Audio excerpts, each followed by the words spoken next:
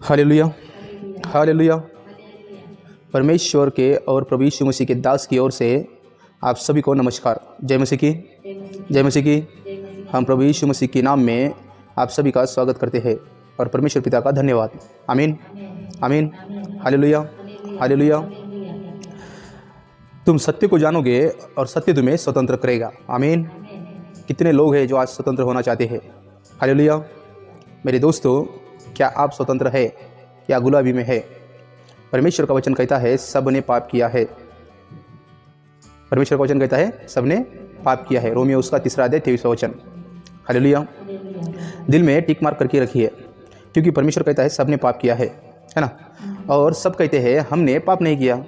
अगर तुमने पाप नहीं किया तो तुम कर्जे में क्यों हो, तुम बीमारी में क्यों हो, निराशा में क्यों हो, दुख और तकलीफ में क्यों हो, अशांति में क्यों हो? क्योंकि अपने से पाप हो चुका है। चलो अभी देखेंगे ये पाप कैसे हुए। अपन छोटे से पाप देखेंगे, ऐसे तो बहुत सारे हैं, परंतु अपन हालेलुया, हालेलुया।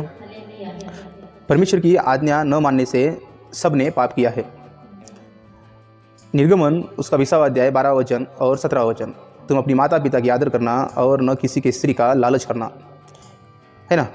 क्या होता है, बहुत बार ऐसा होता है, अपन अपने माता पिता की तो आदर करते हैं, परंतु अपने ही भाई और बहन, पड़ोसी, रिश्तेदार, दोस्त जो भी अपने संपर्क में आते हैं, इन सब के साथ अपन झगड़ा रगड़ा, ढा करना, क्रोध करना, चुगली करना, छल करना, बेईमानी करना, कपट करना, ऐसे ऐसे बहुत से पाप है जो अपन कर बैठते हैं।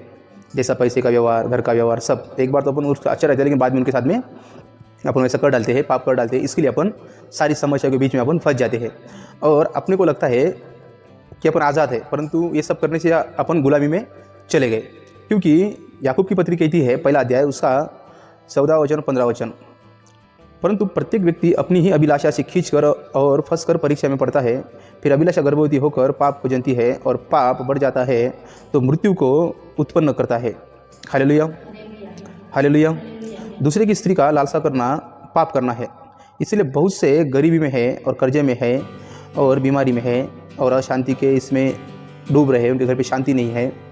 फिर भी लोग ऐसे जी रहे हैं, क्योंकि उनके पास, उनको मालूम नहीं है इन सबों से अपने को आज़ाद करने वाला कोई एक खुदावंद है, परंतु वो लोग सच्चाई को जानना नहीं चाहते।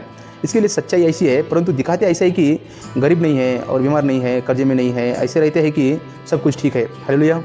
बाहर लोगों में ऐसे दिखाते हैं कि हमारे जीवन में कोई समस्या नहीं, हम बहुत खुश हैं, लेकिन अपने आप को सच्चाई से दूर रखते हैं और समस्या के साथ कॉम्प्रोमाइज़ करते हैं। Hallelujah, hallelujah. घर पे जाने के बाद वही रोज़ का टेंशन और कर्जे वाले से दूर भागना, कर्जे वाले से छुपना, झूठ बोलना और घर के परिवार के सदस्य के साथ बड़बड़ करना, गाली देना, चिड़चिड़ करना। फिर भी कहते हैं हम खुश हैं, हमारे घर में शांति है, हम बहुत अच्छे हैं। हालेलुया। ऐसे झूठ मूठ की दिखावटी जो दिखाते हैं, ये झूठ मूठ की दिखावटी उनको मृत्यु को के पास पहुंचाती है, अर्थात नरक के पास। इसलिए हे मेरे मित्रों, मेरे भाइयों, कॉम्प्रोमाइज़ मत करो, समस्या का हल निकालो।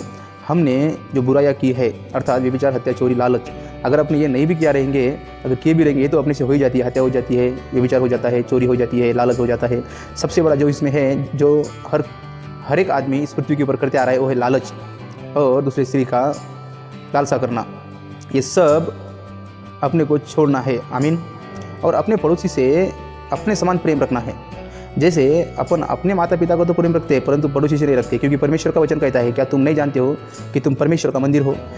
परमेश्वर ने हर किसी को बनाया है। हालेलुया। सबका सृजनहार परमेश्वर है, उसके लिए अपन भी उतना ही है और दूसरा भी उतना ही है।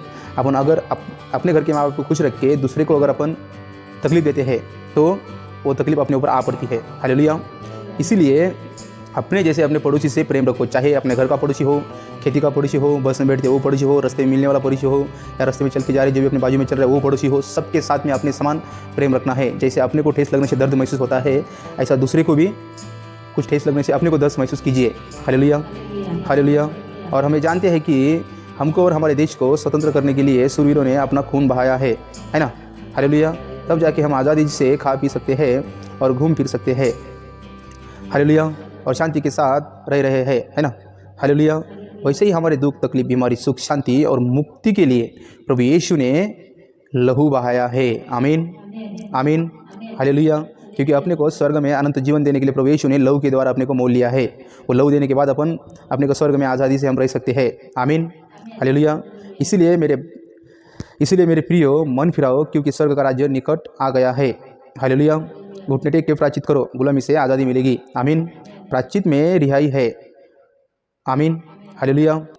प्रभु यीशु आप सभी को आशीष दे और मन फिराव का मन दे, प्रभु यीशु मसीह के नाम में। आमीन, हालेलुया।